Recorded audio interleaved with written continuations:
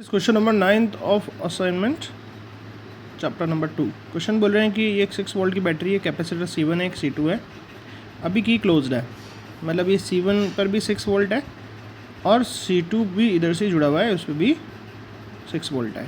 ये capacitor 1 microfarad के, अभी इसका कैपेसिटेंस C1 है, इसका C2 है, ये दोनों आइडेंटिकल है। तो अब आगे क्या पूछ रहे हैं, इनिशियली स्विच इज़ क्लोज, मतलब ये ऑन है, इनिशियली ऑन है, मतलब दोनों 6 वोल्ट से चार्ज हो गए। आफ्टर सम टाइम इस स्विच को ऑफ कर दिया, बस चार्ज करके इस वाले स्विच को ऑफ कर दिया और फिर डाइलेक्ट्रिक स्लैब डाल दी, जिसका डाइलेक्ट्रिक कांस्टेंट 3 है। यहाँ पर भी एक डाइलेक्ट्रिक स्लैब भर दी और यहाँ C1 पे भी भर दी।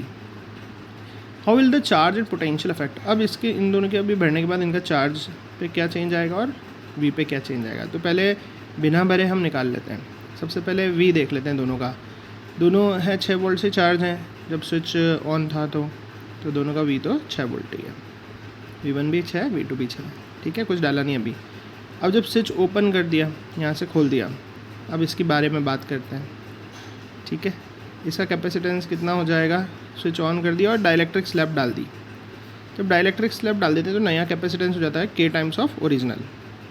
ये थ्योरी में आप फॉर्मूला पढ़ते हैं। तो कांस्टेंट डाइलेक्ट्रिक कांस्टेंट 3 और ओरिजिनल कैपेसिटेंस कितना था 1 माइक्रोफैराड, तो 3 × 1 माइक्रोफैराड, ये हो जाएगा आपके पास 3 माइक्रोफैराड। अब इसका नया V कितना होगा, अब V तो ये बैटरी से कनेक्ट है अभी तो ऑलरेडी, है ना, तो वोल्ट तो वो का वही रहेगा, तो 6 वोल्ट ही रहेगा। इस तरह से ये फर्स्ट वाले कैपेसिटर के अंदर हमने चेक करा कि कैपेसिटेंस कितना होगा, वोल्ट कितना होगा, ठीक है।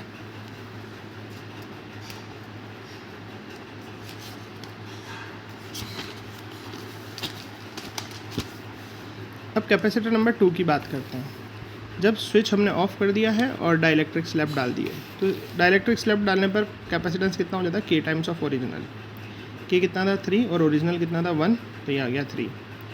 अब बोल रहे हैं नया चार्ज कितना होगा। ये ध्यान रखना, जब भी हम स्विच ऑफ कर देते हैं तो चार्ज कितना रहता है, भले डाइलेक्ट्रिक डाल रहे हैं नहीं डाल रहे, चार्ज वो ओरिजिनल जो होता है सबसे पहले वाला वही चार्ज मेंटेन रहता है। अगर आपने बैटरी हटा दी तो ओरिजिनल चार्ज का फॉर्मूला क्या है CV, सेकंड वाला कर रहे हैं तो C2V2। C2 कितना था ओरिजिनल 1 माइक्रोफैराड, V2 ओरिजिनल कितना था 6, तो मतलब ओरिजिनल चार्ज कितना था 6, तो जो ओरिजिनल होगा वही स्विच ऑफ करने के बाद भी उतना ही चार्ज उस प्लेटों पे रह जाएगा।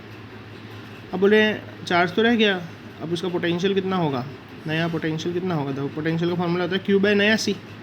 Q तो वो का वही रह रहा है, Q में तो कोई चेंज नहीं हो रहा है। नया C कितना है डाइलेक्ट्रिक स्लैब डालने के बाद 3 माइक्रोफैराड, तो फाइनल आंसर कितना आ गया 2 वोल्ट।